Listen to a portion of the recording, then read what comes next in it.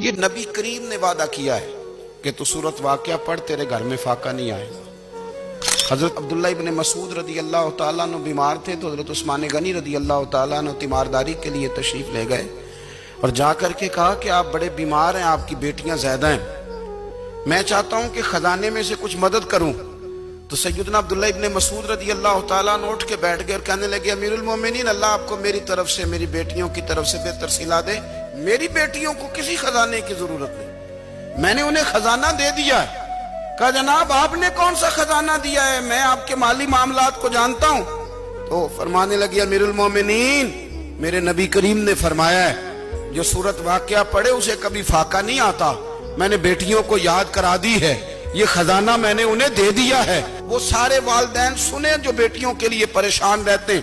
حضرت عبداللہ ابن مسعود نصیحت کر رہے ہیں، فرمانے لگے میں نے سورت واقعہ یاد بھی کرا دی ہے، پڑھنے کی عادت بھی ڈال دی ہے۔ حضور نے فرمایا ہے جو سورت واقعہ پڑھے اسے فاقہ نہیں آتا۔ کہنے لگے چاند تو اپنی جگہ چھوڑ سکتا ہے، سورج گر سکتا ہے، تارے ٹوٹ سکتے ہیں، پر مدینے والے رسول کی بات غلط نہیں ہو سکتی۔ حضور نے فرمایا فاقہ نہیں آئے گا تو انشاءاللہ کبھی بھی نہیں آئے گا۔ کرنے کا کام یہ ہے کہ ہم اپنے معاملات، اپنی عبادات، اپنی دعائیں کبھی 10 منٹ عادت ہو جائے نا دعا مانگنے کی علیحدہ سے رات کو۔ حضور نے فرمایا جو فرض نماز کے بعد دعا مانگے اللہ اس کی قبول کر لیتا ہے۔ نبی پاک صلی اللہ تعالیٰ علیہ وسلم نے فرمایا اللہ مسافر کی دعا قبول فرماتا ہے۔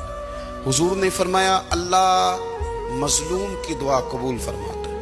حضور نے فرمایا بیمار سے دعا کراؤ اللہ اس کی دعا قبول فرماتا ہے۔ میرے نبی پاک نے فرمایا ماں باپ جب بھی اولاد کے لیے ہاتھ اٹھائیں، ویسے تے بلے شاہ تو آسمانی اڈدیاں ہی پھڑ دیں، جڑا گھر بیٹھا انہوں بڑھیا ہی نہیں۔ حضور فرمانے لگے ماں باپ جب بھی اولاد کے لیے دعا فرمائیں اللہ ان کی دعا کو قبول کرتا ہے۔ آپ اپنا تعلق بنائیں، دعا کے ساتھ، عبادت کے ساتھ، مصلی کے ساتھ رشتہ بنائیں، استغفار پڑھیں۔ میرے نبی پاک نے فرمایا دعا مومن کا ہتھیار ہے، دعا مومن کا، دعا مومن کا۔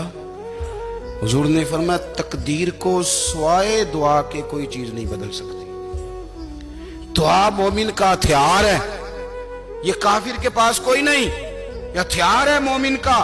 اللہ کرے آپ کو سمجھ آئے، پھر سنیں، کئی بار کہہ چکا ہوں یہ ہتھیار ہے۔ کافر کے مقابلے میں جو تیرے پاس سب سے بڑا ہتھیار ہے وہ دعا ہے۔ دعائیں کرانی چھوڑ دی، کرنی چھوڑ دی، لینی چھوڑ دی۔